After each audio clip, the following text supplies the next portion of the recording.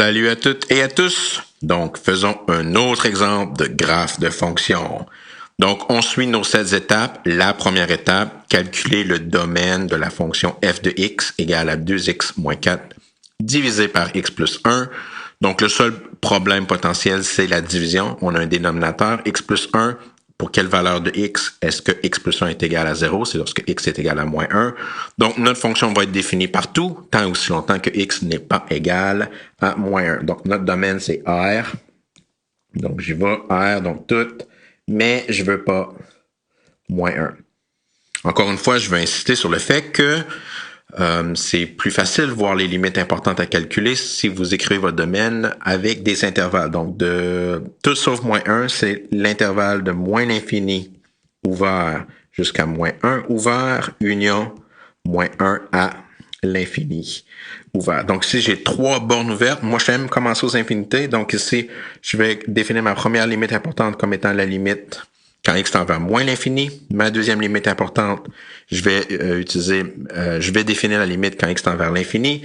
Ensuite, je vais définir la limite quand x tend vers moins 1 à gauche, donc moins 1, moins. Donc, ça va être ma troisième limite importante. Puis finalement, je vais définir la limite quand x tend vers moins 1 plus pour la droite de moins 1. Donc, 4 bornes ouvertes, 4 limites importantes. L'ordre n'a pas d'importance. Elles sont toutes importantes, par contre. OK, donc, here we go. Donc, j'ai mes 4 limites déjà écrites pour vous. J'aime commencer avec les infinités parce que typiquement, je trouve que les limites sont un peu plus simples à calculer. Donc, j'ai une fonction algébrique.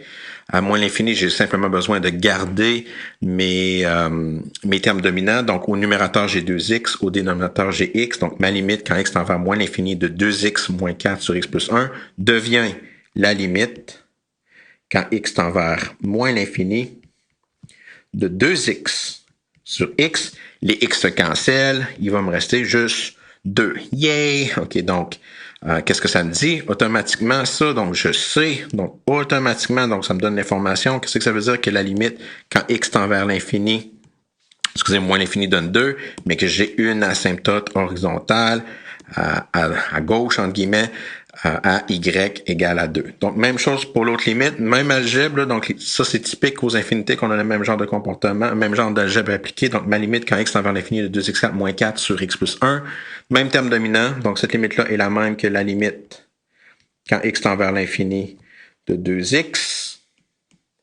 tend vers l'infini de 2x sur x qui se cancelle et se simplifie à 2. Donc, à l'infini, j'ai encore une fois, boum, une asymptote horizontale qui va être encore une fois à y égale à 2. Puis ça, c'est typique, une asymptote, fonction rationnelle. C'est une asymptote à moins l'infini, ça va être la même asymptote à plus l'infini. Okay? Donc, c'est impossible que les équations pour les fonctions rationnelles soient différentes. Donc, maintenant, à gauche et à moins droite de moins 1, donc, si on pluguait moins 1, qu'est-ce qu'on obtiendrait? Moins 1 fois 2 moins 4, on aurait moins 6, divisé par moins 1 plus 1, qui est 0. Donc, la limite à gauche ou à droite, aussi bien de l'écrire, là, donc, donnerait moins 6 sur 0. Donc, on a des divisions par 0, c'est bad. Ça, c'est notre feu vert pour pouvoir évaluer à moins 1 moins. Donc, ici, la première limite va être... Donc, au numérateur, j'ai pas besoin d'évaluer à moins 1 moins. Donc, le problème, c'est le dénominateur. Donc, j'ai 2 fois moins 1 moins 4. Le tout divisé par moins 1 moins. Donc, au dénominateur, j'évalue à moins 1 moins, plus 1. Au numérateur, bien sûr, j'ai moins 6 à nouveau. C'est pas un mystère, là, ça. Qu'est-ce qu'on veut savoir? Si le 0 en dessous, si c'est un 0 plus ou un 0 moins. Un chiffre un petit peu plus petit que moins 1, genre moins 1.1 plus 1, va me donner moins 0.1. Donc, c'est 0 moins. Moins 6 sur 0 moins, c'est l'infini. Donc, si je viens de déterminer que j'ai une asymptote verticale, je vais faire les calculs, puis je vais faire ensuite la remarque, là. Donc, si je plug moins 1 au numérateur, je vais avoir encore quoi? Je vais avoir 2 fois moins 1, moins 4, qui va me donner moins 6. C'est jamais un mystère, là. OK, donc je sais que le numérateur reste pareil. C'est le dénominateur qu'on veut déterminer comme étant est-ce que c'est 0 plus ou 0 moins. Donc maintenant, si je remplace x par moins 1 plus un chiffre un petit peu plus grand que moins 1, genre moins 0.9 plus 1 va me donner plus 0.1, donc 0 plus. Moins 6 sur 0 plus, c'est moins l'infini. Donc maintenant, avec mes infinités, je savais déjà à gauche, mais peu importe. Là, donc ici, des deux côtés, là, je le vois, là, ma fonction, elle explose aux infinités. Donc ici, je peux déjà dire que pouf, que j'ai une asymptote verticale à x égale à moins 1. Donc, l'étape 2, donc peu importe ce que vous faites, l'étape 2, s'il y a des asymptotes horizontales, s'il y a des asymptotes verticales ou si votre fonction a des trous, c'est l'étape 2 qui va nous permettre de déterminer ça avec les limites importantes. Donc, deux asymptotes horizontales avec la même équation, puis une asymptote verticale à moins 1. Donc maintenant, l'étape 3, on va calculer les dérivées.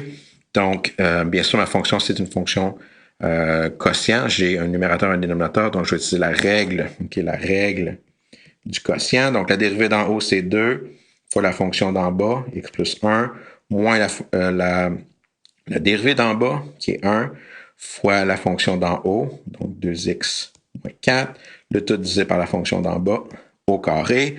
Si je simplifie mes trucs, 2 fois x moins 2x, les 2x vont se canceller, genre 2 moins 4 qui va devenir 6 divisé par x plus 1 au carré. Ça va être la fonction que je vais utiliser pour l'évaluation de mon tableau des signes de f'.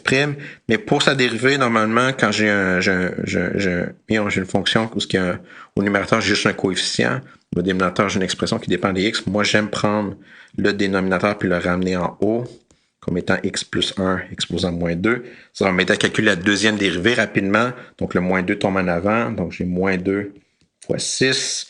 Si vous êtes confortable dans votre peau, puis vous écrivez moins 12, bravo, là. OK, x plus 1, moins 2, moins 1 qui va devenir moins 3, fois la dérivée à l'intérieur qui est 1, qui se simplifie à moins 12, divisé par x plus 1 à la 3. Puis ça, c'est vraiment la portion, là, c'est la fonction que je vais utiliser c'est la forme que je vais utiliser pour évaluer le tableau des signes de la deuxième dérivée.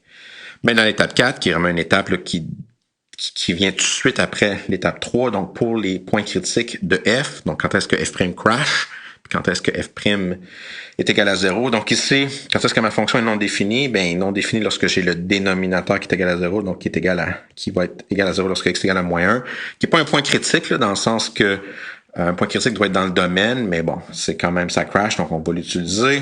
Puis quand est-ce que f' est égal à 0? Quand est-ce que le numérateur est égal à 0? Ben, le numérateur, c'est 6, donc ça ne sera jamais égal à 0. Donc, il n'y a vraiment rien de spécial. Maintenant, pour la deuxième dérivée, quand est-ce que c'est non défini? Donc, c'est égal à moins, c'est non défini. Puis en passant, c'est pas une surprise. Hein, la fonction était non définie à partir du début. Ça, c'est typique. Là, quand tu as un point qui est non défini dans le domaine, normalement, la première puis la deuxième dérivée va être non définie. C'est comme si ton père avait l'herpès puis t'as conçu après, ben t'as l'herpès puis tes enfants vont avoir l'herpès après. Ok, donc c'est héréditaire. Là. Ok, donc c'est un problème qui se passe de génération en génération. Je parle pas par expérience, là. Ok, je vais juste faire un commentaire. Ok, anyways. Donc, quand est-ce que f' est égal à 0? Le numérateur, c'est moins 12. Ça sera jamais égal à 0. Donc, jamais. Donc, autrement dit, tout ça pour dire qu'il y a juste un point intéressant, entre guillemets, pour mon super tableau des signes, qu'on savait déjà depuis le début. OK, moins 1. Donc, mon super tableau des signes va contenir une seule colonne intéressante, là, donc à moins 1.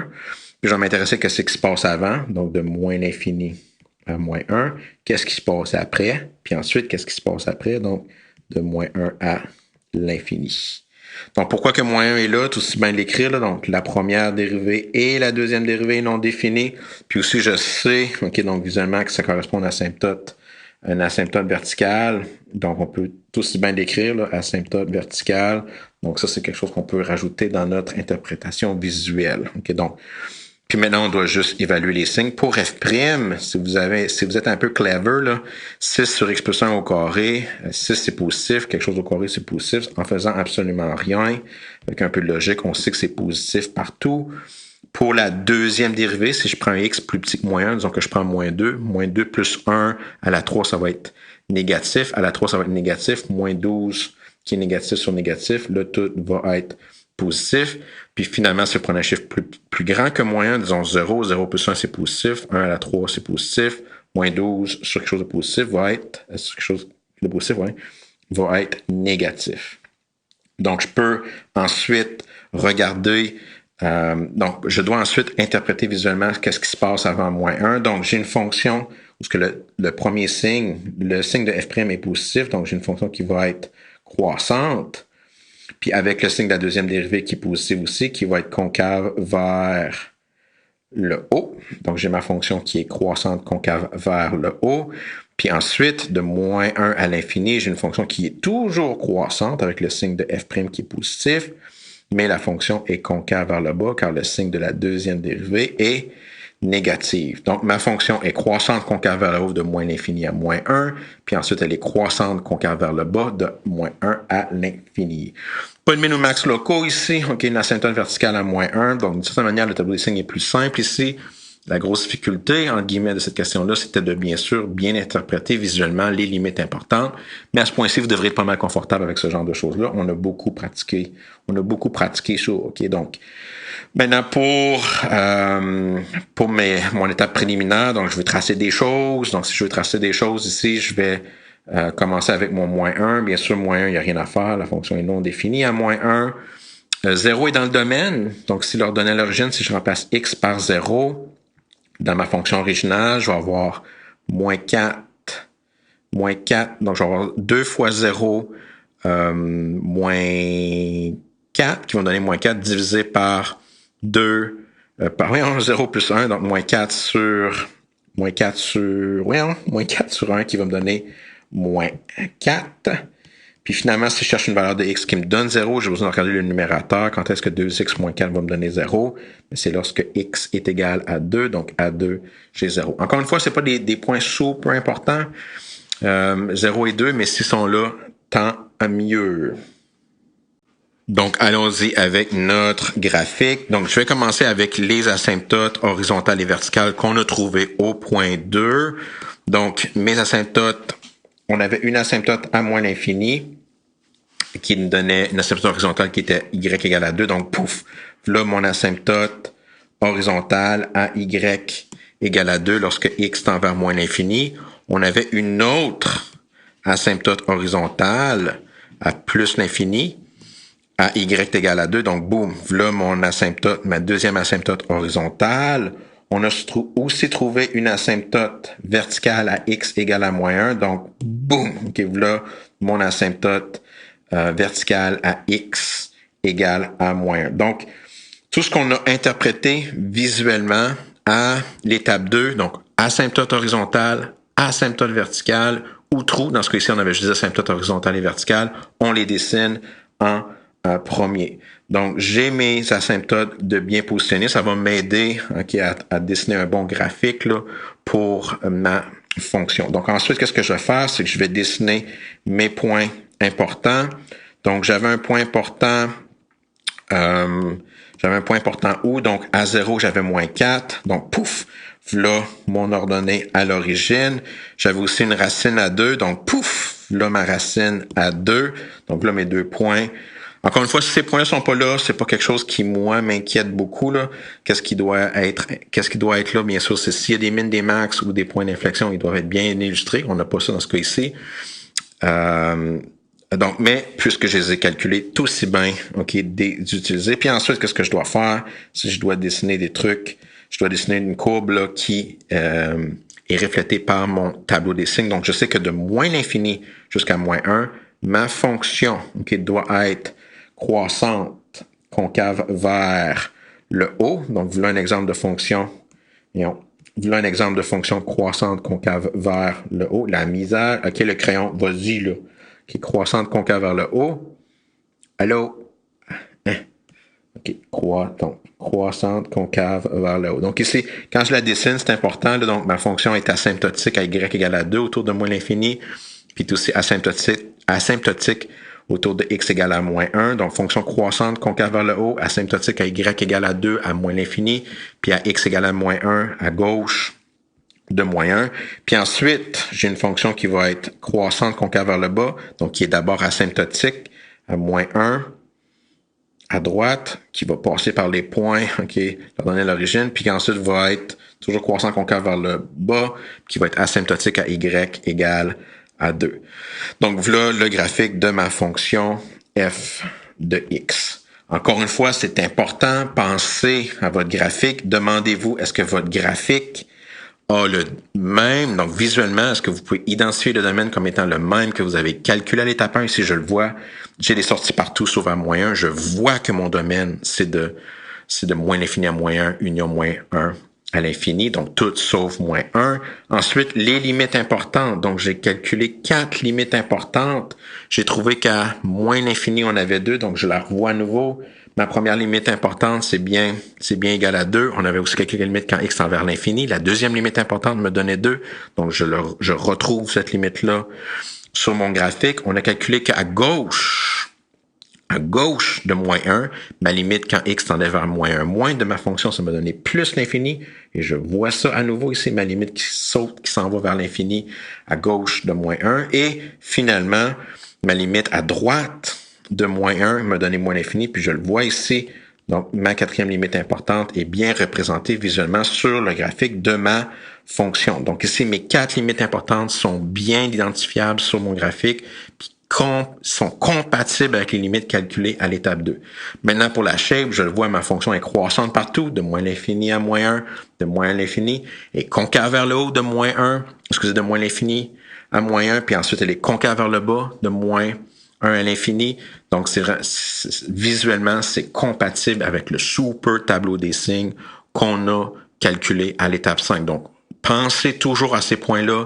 Est-ce que le graphique que vous construisez est compatible avec les étapes 1, 2 et 5?